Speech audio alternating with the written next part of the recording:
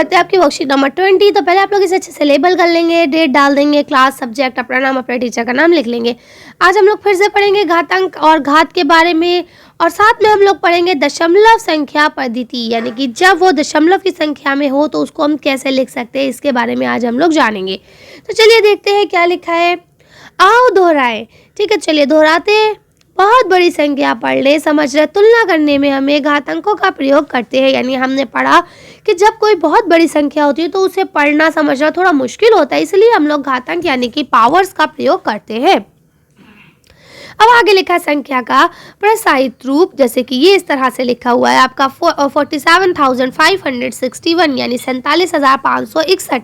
तो हम इस तरह से लिख सकते हैं, 4 को 10,000 कर देंगे, उसके बाद 7 को 1000 कर देंगे, फिर 5 को 100 कर देंगे, 6 को 10 कर देंगे और 1 को 1 ही रहने देंगे।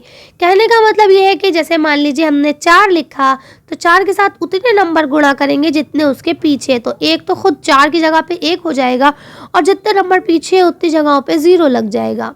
ठीक है, इसी तरह से अब हम यहाँ 7 लिखते हैं तो 7 के साथ गुणा में 1 तो होगा 7 की जगह वाला, और 7 के बाद जितने नंबर है यानी कि 3, तो वो 3 0 में बदल जाएंगे। ठीक है, तो इस तरह से हम लोग इसे कर सकते हैं। तो लिखा संख्या, अगर 10,000 का संक्षेप हमें लिखना हो तो हम उसे ऐसे लिख सकते हैं 10 की पावर 4। हेलो, यही चीज़ हमने पढ़ी। ऐसे अगर हमें 1000 का करना हो तो हम उसको क्या लिख सकते हैं, 10 की पावर 3। यही है, तो ये चीज़ हम लोग पिछली उसमें पढ़ के आ चुके हैं एक्सप्लेन के साथ अच्छे से।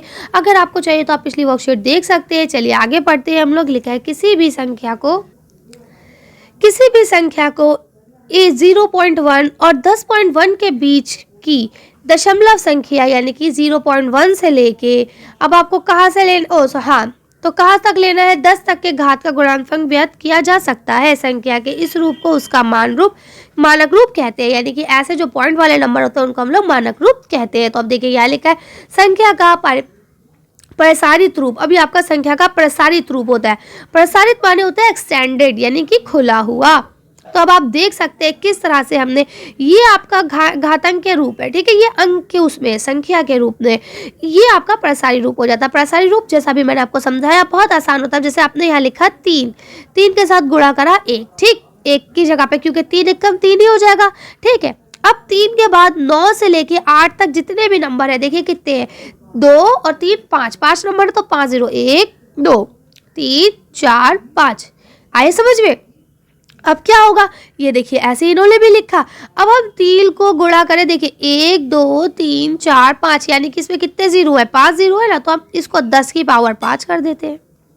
ऐसे लिख सकते हैं ना, इसे और शॉर्ट कर दिया हमने, है ना। तो सेम इसी तरह से अब जैसे आप अगला पॉइंट लिखेंगे 9, अगली डिजिट क्या है आपकी 9, आपने 9 के साथ इंटू में 1 लिखा। अब 9 के बाद कितनी डिजिट है, 0 से लेके 8 तक, तो 0 से लेके 8 तक आपकी 4 डिजिट है, तो चारों 0 में बदल जाएगी। ठीक, तो अब आप इसको ऐसे लिख देंगे 10 की पावर 4। आ रहा है ना समझ में? तो इस तरह से आप ये सारे आसानी से कर सकते हैं। ठीक है, तो यही चीज़ इन्होंने देखिए यहाँ आपको करके दिखा दी है, 1 से लेके पूरे एंड तक पूरी। इसको ही हम लोग क्या कहते हैं, यहाँ 10 के घातांक अधिकतम मान 5 से प्रारंभ होता है, यानी कि सबसे ज़्यादा माल कितना है 5, और एक एक करके घटते हुए 0 तक आ जाता है। तो आप यहाँ देख सकते हैं यहाँ 10 का माल क्या है 0। ठीक है, तो इसी तरह से ये कह रहे हैं 5 से शुरू होता है और 0 तक पहुंच जाता है। अब लिखा है संख्या का बालक रूप। अब संख्या का बालक रूप कैसे होता है, अब जैसे आपको एक्सटेंडेड फॉर्म में दिया जाए, ठीक है, उसको आपको पॉइंट में लिखना है। तो चलिए इसको देख के देखते हैं। देखिए यहाँ लिखा है दशमलव बिंदु से बाएं ओर के अंकों की संख्या गिनकर उसमें 1 घटाकर जो प्राप्त होता है वही 10 का घातक होता है, या बाईं ओर दशमलव जितना अंक हो जाता है। जैसे कि अब देखिए यहाँ पे यहाँ आपको क्या लिखा है, संख्या लिखी है, का बालक रूप व्यक्त कीजिए। अब आपसे कहा गया, अब देखिए आपने क्या किया, यहाँ पे देखिए क्या लिखा है, ये संख्या थी, यानी पॉइंट था 7 के बाद और 8 से पहले। अब हमने क्या करा, हमने पॉइंट को सबसे आगे लिया है। कहाँ लिया है, 3 के बाद 9 से पहले लिया है। ठीक है, अब हम क्या देखेंगे, 9 के बाद कितने डिजिट्स है, तो आप देख सकते हैं कितने डिजिट्स है 4, है ना। पॉइंट के बाद कितने डिजिट है 4, तो हमने इस तरह से कर दिया 3.90878। ठीक है, क्योंकि पॉइंट यहाँ से उठ के यहाँ आया था तो बीच में कितने डिजिट थे, 4 डिजिट थे, तो इसलिए हम L2 में 10 लिख के और पावर 4 कर देंगे। ठीक है, यही चीज़ है। अब यहाँ आप देख सकते हैं इसी चीज़ को, यहाँ इन्होंने डायरेक्ट लिख दिया। अब यहाँ तो पॉइंट है नहीं, तो अब यहाँ हमें डायरेक्ट खुद एक के बाद पॉइंट लगाना होगा। तो अब यहाँ आप देखिए, यहाँ पॉइंट से पहले कितनी डिजिट है आपकी, 5 है ना, 5। तो अब यहाँ आप क्या लिखेंगे कि हमारे पास पॉइंट से पहले कितने डिजिट है, 5 डिजिट है। तो आप यहाँ 5 पॉइंट लगाएंगे, ठीक है ना। क्यों? क्योंकि आप देख सकते हैं 9 0 8 7 8, इसमें कितने डिजिट आ रही है, 5। क्यों? क्योंकि पहले पॉइंट यहाँ था तो आगे बढ़ा तो 4 ही डिजिट थी, लेकिन अब तो यहाँ पॉइंट है ही नहीं, ये पॉइंट हमने यहाँ खुद लगाया है, तो यहाँ देखिए पूरी 5 डिजिट आएगी, ठीक है। तो चलिए अब हम लोग आके इस प्रश्न को करते हैं। आओ अभ्यास करें। अब यहाँ लिखा है पहला नंबर, संख्याओं को घातांकीय रूप और मानक रूप में व्यक्त कीजिए। अब आपको यहाँ पे दोनों जो उदाहरण दिए गए थे ऊपर, उन्हीं के जैसे ही लिखना है, ठीक है। यानी एक बार इसको एक्सपेंडेड फॉर्म में लिखना है, यानी ऐसे करके 2 into इस तरह से जितने जीरो आ रहे हैं, ठीक। और एक बार इनको पॉइंट वाले रूप में लिखना है, ठीक। तो चलिए हम लोग आंसर शीट पे चारों के आंसर्स देख लेते हैं, पांचों के। कि पहले इसको इस तरह से आपको खोल के लिखना है, जैसे कि मैंने आपको समझा दिया था, ठीक है। इसके बाद जैसे ही आप यहाँ पे इसको ऐसे करेंगे, 10 की पावर में बदल देंगे, है ना। ये देखिए कैसे किया है आपने, ये लिखा 2, तो पहले 2 आ गया, 2 की जगह पे हमने यहाँ 1 लिख दिया। इसके बाद जितनी भी डिजिट है ये सारे 0 बदल गए, ठीक। अब इस 2 को हम खत्म कर देंगे, हम लिखेंगे 7। 7 के बाद जितनी भी डिजिट है वो सारी 0 बन जाएंगी। फिर उसी की तरह से हम 9 लिखेंगे, 9 के बाद जितनी डिजिट सारी आपकी 0 बन जाएंगी, ठीक है। इस तरह से आप करेंगे। अब देखिए यहाँ क्या है, यहाँ आपने 2 एज इट इज उतारना है, लेकिन जो आपका ये 10 है, 10 के बाद जितने 0 है उतनी यहाँ पे आपको पावर बना देनी है, ठीक। अब आपको दूसरे वे में भी आपको इस आंसर को सॉल्व करना है, दोनों मेथड से करना है। तो पहले मेथड से इस तरह से सॉल्व हो जाएगा, दूसरे वाले मेथड से इस तरह से आप इसे आसानी से सॉल्व कर सकते हैं, ठीक। तो ये आपका पहला क्वेश्चन दोनों मेथड से सॉल्व हो गया। अभी इसी का पॉइंट बी लेते हैं हम। तो ये देखिए पॉइंट बी भी आपको दिखा दिया गया है कि इस तरह से आप लोग आसानी से लिख सकते हैं। फिर ये स्टेप करेंगे और ये इसका सेकंड मेथड हो जाएगा, तो ये सेकंड मेथड से भी आप लोग कर लेंगे, ठीक है। चलिए आगे चलते हैं। तो अब देखिए यहाँ पे आप देख सकते हैं ये आपका थर्ड आ गया। ये फर्स्ट मेथड से आपका थर्ड क्वेश्चन कंप्लीट हो रहा है, देन ये आपका सेकंड मेथड से थर्ड क्वेश्चन कंप्लीट हो रहा है। मुझे नहीं लगता बार बार समझाने की जरूरत है, क्योंकि फिर वीडियो बहुत बड़ी हो जाती है, आप भी कंफ्यूज होते हैं। मैंने आपको एक बार बता दिया कि पहले डिजिट को हम लिखते हैं, उसके बाद जितनी डिजिट है उसे हम 0 मान लेते हैं। फिर हम इधर से दूसरे डिजिट लिखेंगे, फिर उसके बाद जितनी है वो सारी 0 मान ली जाएंगी। फिर उसके बाद तीसरे डिजिट लिखेंगे, उसके बाद जितनी होती है वो सब 0 मान लेते हैं। ऐसे ही करके हम लास्ट तक पहुँचते हैं, और लास्ट के बाद कोई डिजिट नहीं होती, इसलिए हम उसे 1 मान लेते हैं खाली, ठीक है।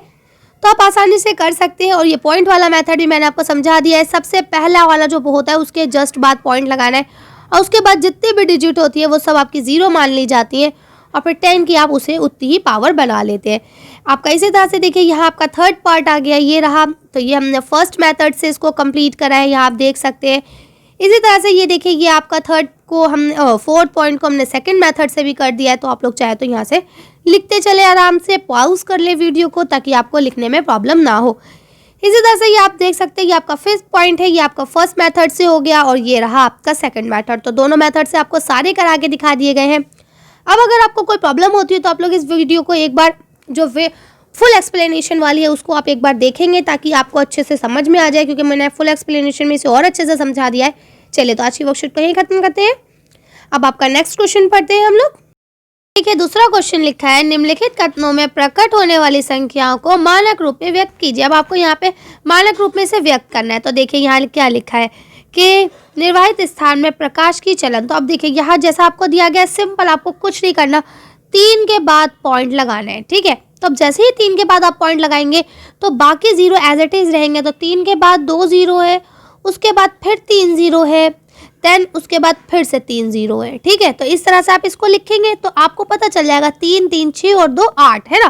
तो आप इसको ऐसे लिखेंगे 3.1 2 3 4 5 6 7 8 0, ठीक है। और इसी के साथ फिर आप गुणा का निशान लगा के फिर आप लिखेंगे 1 के साथ 8 0, ठीक है। इस तरह से आप कर लेंगे। अब आगे क्या करना है, आपको कुछ भी नहीं करना, सिंपल सा ये ऐसे लिख के यहाँ पे 8 0 लगा देने हैं। जैसे ही ये 8 0 आपके लग जाते हैं, फिर आप इनटू में 10 लगाएंगे और 10 के साथ ऊपर 8 पावर लगा देंगे, ठीक है। सिंपल, तो आपका बस यही आंसर लिखना है आपको, ठीक है ना। एक मैंने करके दिखा दिया, अब मैं सारे डायरेक्ट आंसर बताऊंगी तो आप डायरेक्ट आंसर फटाफट लिख लेंगे कि ये देखिए इसको ऐसे करना है। जो अभी हम ऊपर सारे समझ के तो आ ही चुके हैं ना, तो इसके हम लोग फटाफट आंसर ही खाली लिख लेंगे। अब जैसे देखिए ये लिखा है तो यहाँ पे आ जाएगा 1 के बाद पॉइंट 4 और 4 के बाद कितने जीरो है, 3 3 6 और 2 8, तो 8 जीरो लगा देंगे हम, 3 3 6 7 8, ठीक है, और क्रॉस बना के 10 की पावर 8 लिख देंगे, ठीक है। तो इस तरह से आप लोग आसानी से इसे कर सकते हैं। सॉरी 10 की पावर 9 हो जाएगी यहाँ, क्यों, क्योंकि यहाँ पे ना 4 भी तो है पॉइंट से पहले, ठीक है। 10 की पावर यहाँ आप 9 लिखेंगे। इसके बाद देखिए यहाँ पे आपका जो अगला लिखा है, यहाँ पे आप 1 के बाद यहाँ पॉइंट लगाएंगे 3 5 0, ठीक है। तो आप देख सकते हैं 3 3 6 3 9, ठीक है। तो अब यहाँ पे आप लिखेंगे इस तरह से,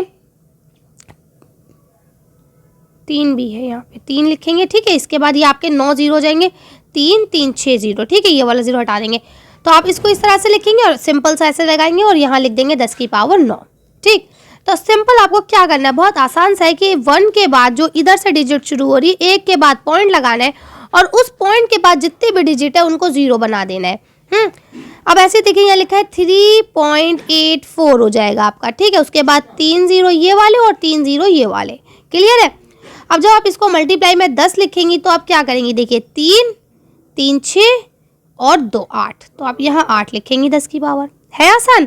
अब आगे देखिए यहाँ लिखा है, तो अब आप इसको कैसे लिखेंगी, 1.2 लिख देंगी और उसके बाद जितने जीरो है सारे जीरो यहाँ लग जाएंगे आपके, जो भी है सारे, ठीक है। लेकिन जब आप इंटू में 10 लिखेंगी तो 10 की पावर कितनी बनेगी, देखिए 3 3 6 3 9 और 1 10, तो 10 की पावर 10 बनेगी। आप लोग आसानी से इसको कर सकते हैं, ठीक है। चलिए, अगर कोई प्रॉब्लम होती है तो आप इस वर्कशीट को दोबारा देखेंगे तो आपके और अच्छे से समझ में आ जाएगा। चलिए, तो आज की वर्कशीट को यहीं खत्म करते हैं। आज की वीडियो में बस इतने। अगर आपको हमारी वीडियो पसंद आई हो तो प्लीज़ इसे लाइक और शेयर करें। अभी तक आपने हमारे चैनल को सब्सक्राइब नहीं करा है तो प्लीज़ हमारे चैनल को सब्सक्राइब करें। Thank you for watching.